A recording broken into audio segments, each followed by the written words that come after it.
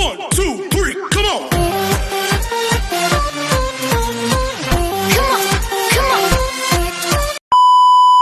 Hello beautiful people! Welcome back to my channel. This is your Mama Sam. Hola mga amigo, amiga, kumare at kumpare. Kamusta kayong lahat? Sana lahat po kayo ay okay at safe ngayong araw na ito. At syempre, Coco naman ang tatanungin nyo. Nakikita naman ninyo ang beauty ng Mama Sam ninyo. Fresh overload pa rin. Diba? Ganyan talaga kapag umiinom ka ng maraming vitamin C plus kumakain ka ng maraming banana. Dahil sa banana, mas nakakaloka ang ganda ng mamasam ninyo. Charot! So, kamusta naman kayong lahat? Sana lahat kayo ay okay na okay ngayong araw ng syempre, Wednesday. So, happy Holy Wednesday sa atin lahat ng bonggam-bongga. At ayun nga, bukas ay Thursday na, at susunod ay Good Friday na, at susunod ay syempre, ayun na.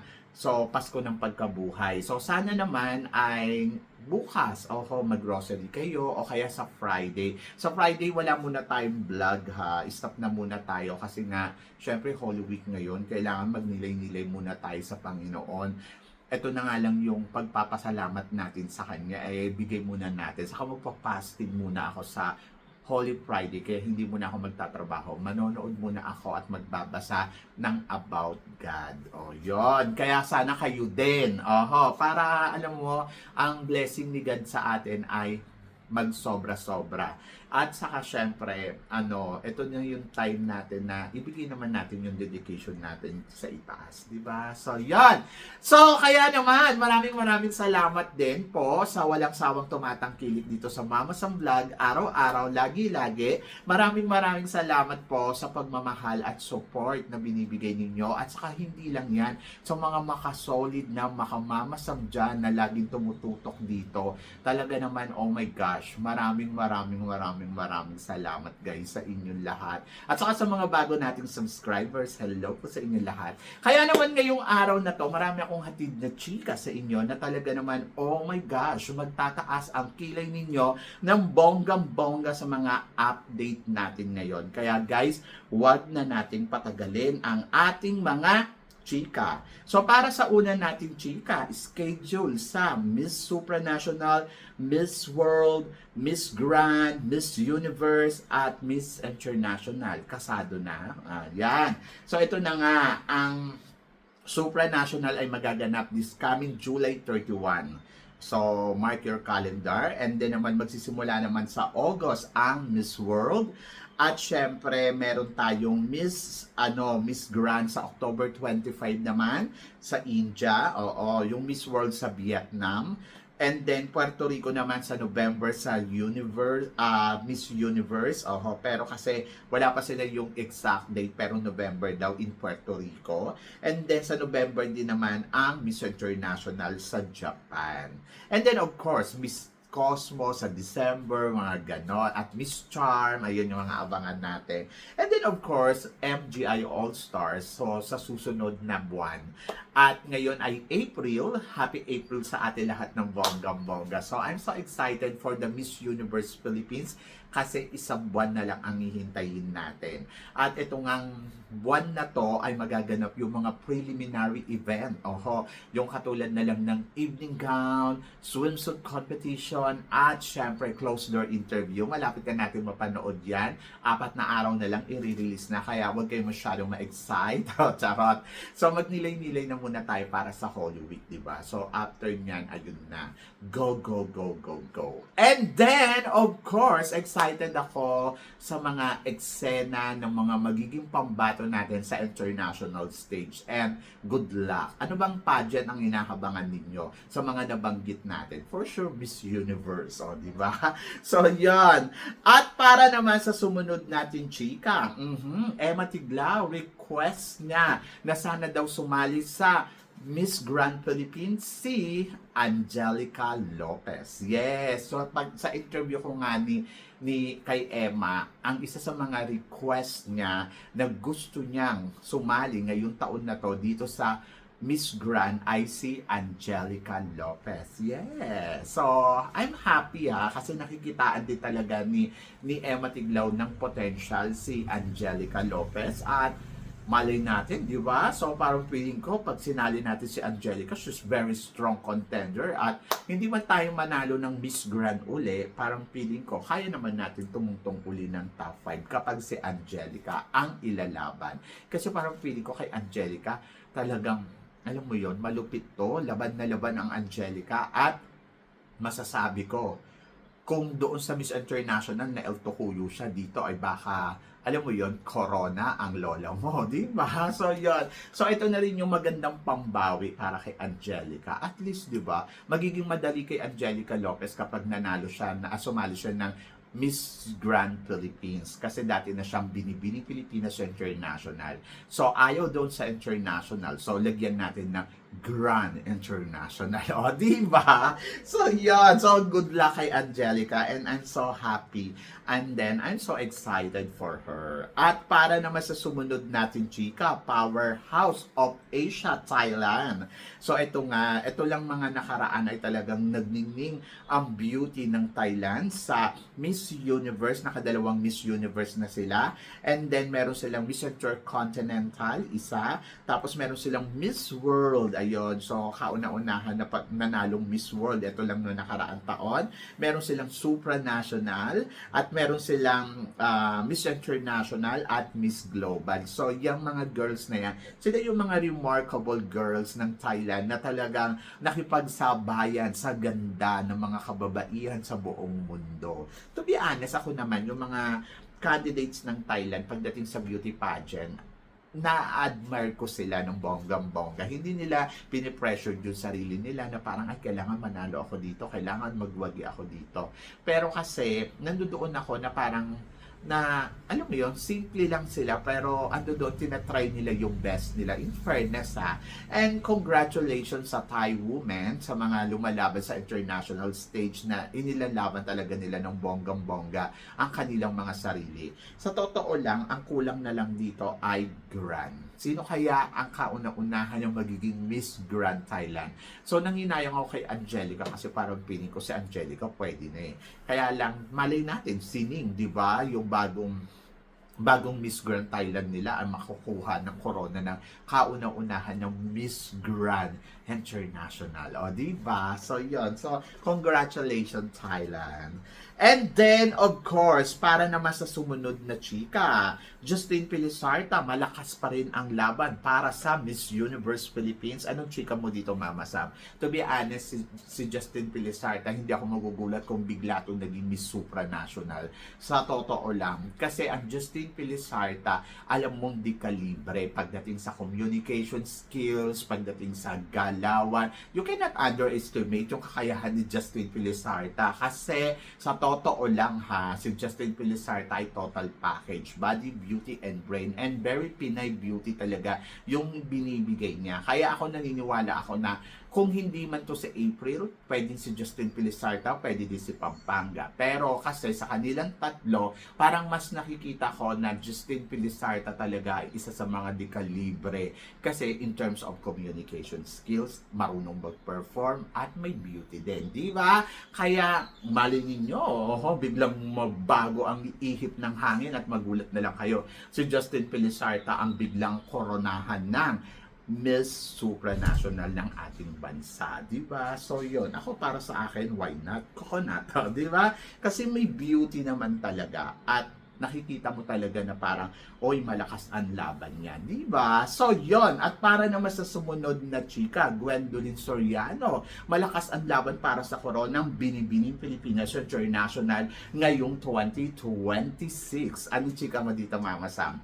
Well, ang chika ko sa kanya ay bongga.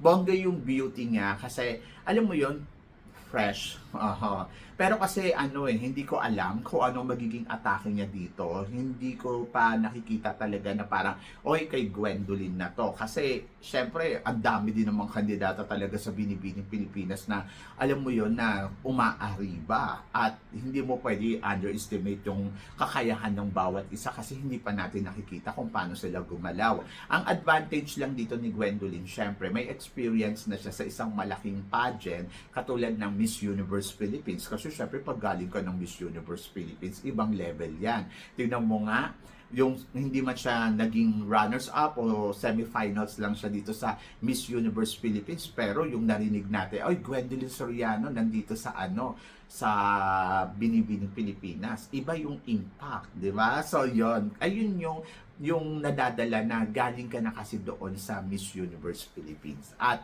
nakilala ka talaga ng tao. And then I'm so happy kasi kita naman ninyo talagang iba talaga ang eksena at galaw ng Gwendolyn Soriano ngayon. Kumbaga parang nag-fit sa kanya yung pageant, no? So, good luck and wish all the best. So, I hope na sana siya ang makakuha ng Binibining Pilipinas International. Pero syempre kailangan niyang patunayan talaga ang sarili niya dito sa kompetisyon dahil hindi biro at maraming kalaban na malalakas, di ba?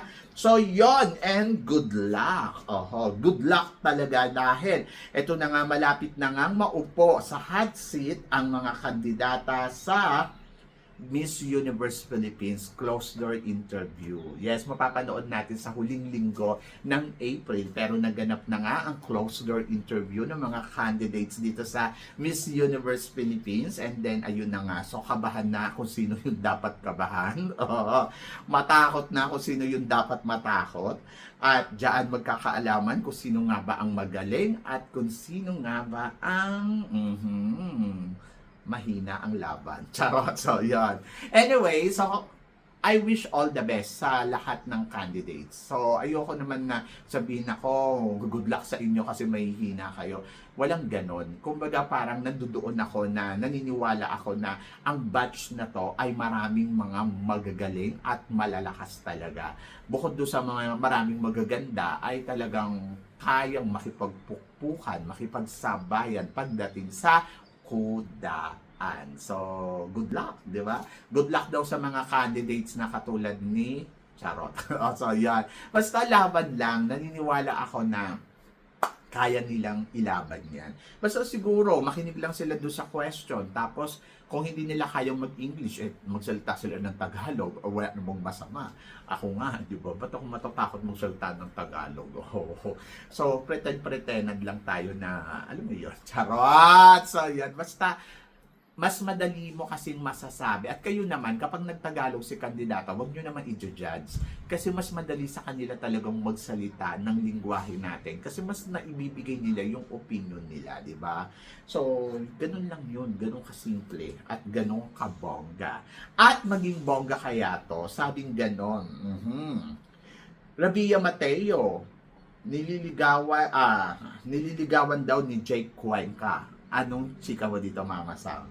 Ay nako, si Jake Cuenca naman, mahilig naman talaga yan sa mga sa mga beauty queen. Buti nga hindi ako niligawan yan eh. Charot! So yan. Anyway, so wala namang masama, di ba? Kung nagliligawan silang dalawa, ay kahit nga nag-aanuhan silang dalawa, nang bibigayan sila ng flowers sa isa't isa, wala namang masama. Kasi single naman si Rabia. Ang alam ko single na siya at single din naman si Jake Cuenca. Maganda si Rabia, guwapo si Jake Cuenca at magaling na actor. At malay mo, di ba? Kasi artista na rin naman si Rabia Mateo, magkasama sila sa isang movie. O baka naman may moving ginagawa, kaya naiintriga, di ba? So, yan. Anyway, I'm so happy and then I'm so excited sa kanilang dalawa kung sila man ang magiging lover of the year. And then I hope na sana makita talaga nila yung gusto nila sa isa't isa na panghabang buhay, di ba? So, good luck kay Rabia at good luck din kay Jake Cuenca. So, wala namang masama sa relasyon kung ano man ang meron sila. Laban lang yun. Ganon! At para naman sa sumunod na chika, naka-achieve ng back-to-back. Ito nga, Philippines para sa Miss Earth. Tapos, Miss Grand para sa Miss Earth. Oh, di ba? And then, Venezuela naman para sa Miss Universe. At India naman para sa Miss World. Ano chika po dito, Mama Sam? May mga nagba-back-to-back din, katulad naman doon sa ibang pageant ng mga minor pageant sa another country. Pero kasi, syempre, itong mga major pageant na to, na nag-back-to-back ang Pilipinas, ng 2 beses, doon sa Miss Earth, na talaga naman, hindi biro yan, Miss Earth na yan. Ang hirap kayong mag-back-to-back dyan. And then, dito din sa Miss Grand. Sa Miss Grand talaga, hindi ko talaga inaasahan na mag-back-to-back tayo dyan eh. Kasi tawag dito, parang imposible, di ba, kung iisipin mo, knowing papanawat na parang ayaw niya ibigay sa atin yung corona. Pero kasi yung nakuha natin yung back-to-back, from CJ Opiasa and then Emma Tiglao, it's a lot talaga ng Pilipinas. Na dito ko masasabi na, ayan, so yung mga panahon kasi noon, galit na galit kayo sa Miss Grand. O ngayon, di ba, naging easy para sa atin.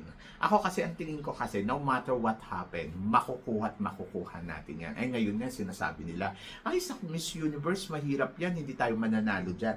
Akala mo lang yun. Pero kasi ako, para sa akin, kung magpapadala talaga tayo ng matinding candidates, ay hindi imposible na makuha natin ang corona. So, hindi ako naniniwala doon na siguro nasa tamang girl lang. At yung tipong wala silang magagawa kahit mga mandaraya at mandurugas sila. Ganon. So, yun. Basta, magtiwala lang sa kandidata natin. Kung hindi pinalad, di hindi. Pero kasi ang akin kasi, magpadala tayo ng the best na candidates. Ayun talaga.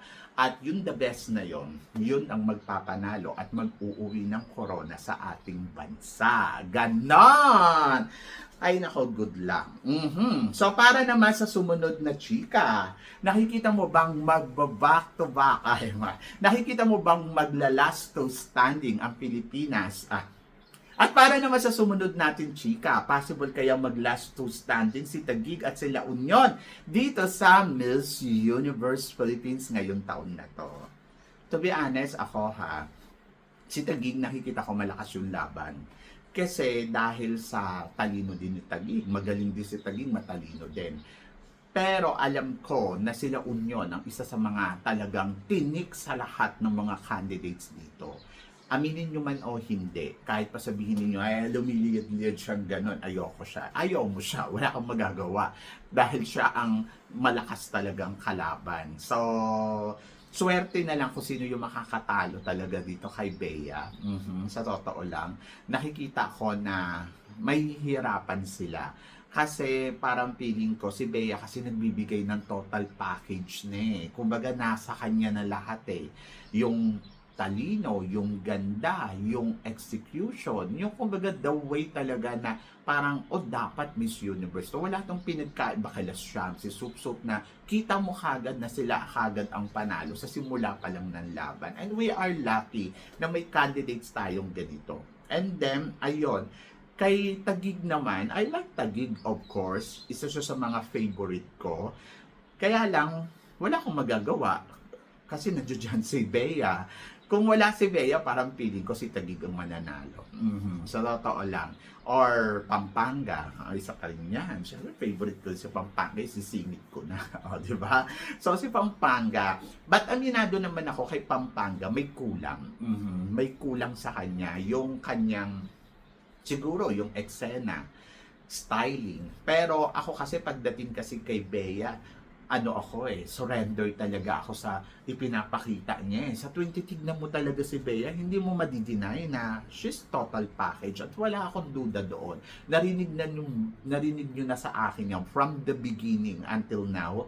Ngayon ay April na, isang buwan na lang ay malalaman na natin talaga exactly 1 month, malalaman na natin kung sino ang magiging next Miss Universe Philippines. Pero ayun pa rin talaga yung lumalabas sa bibig ko si Bea to.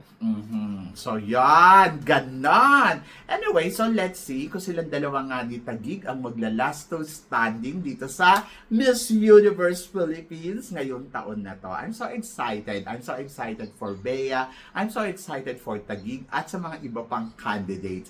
Malay ninyo, biglang magkaroon pala ng twist, di ba? So, yon, hindi natin alam ayan ay analysis lang naman natin. So, hindi pa natin talaga masasabi na, oy, sure ako dito ha. Aminado naman ako dyan, guys. Huwag kayong mag-alala. Huwag kayong mairita kung ang feeling ninyo ay, ano ba naman niya si Mama Sam? Hindi naman tayo sigurado dyan. So, inaamin ko naman sa inyo na hindi naman ako pa 100% na sigurado dito. Pero malaki yung porsyento na si Bea talaga ang possible na manalo ng Miss Universe Philippines. Paulit-ulit ako dyan. Charot. Anyway, so good luck, di ba? Good luck sa lahat. Good luck sa mga candidates and good luck kay Taguig as well. And then, malalaman natin, konting-konti na lang. So, ayan na, ilalabas na yung kanilang prelim sa linggo. So, malaman natin kung sino ang kabugera. O, di ba? So, yon. So, matuwa tayo dyan. At palakpakan natin ang Miss Universe Philippines na naiirita kayo kasi hindi nila pinalabas yung prelims ng, alam mo yon, hindi ko alam kung ano yung motibo at kung ano ang ikagaganda nung laban na to. Pero kasi parang magiging bitin di ba? Pero nandoon ako sa part na parang, sana next time, huwag na nilang gawin yung ganito. Kasi nakakaloka, di ba? So, yun. Anyway, so support na lang tayo sa organization. Kasi kung wala din naman sila, di wala tayo Miss Universe Philippines. Ganon, di ba? So, yun. So, kayo guys, ano guys ang masasabi ninyo dito sa mga pinag-uusapan natin ngayon? I-comment below mo yan para at least malaman ko naman kung ano naman ang chika mo dito sa mga tinatalakay natin ngayon. Syempre maraming salamat po sa inyong lahat, sa support at pagmamahal na binibigay ninyo syempre dito sa channel ko. Sa mga hindi pa nakaka-follow at hindi pa nakaka-subscribe, baka naman. So please don't forget to click like and subscribe my channel at i-click nyo na rin po ang notification bell to more updated syempre sa aking mga chika. Sabi ng ganon, always keep smiling and laban lang. So guys, hanggang dito na lang. Hanggang sa muli nating chikahan. See you tomorrow. Thank you guys.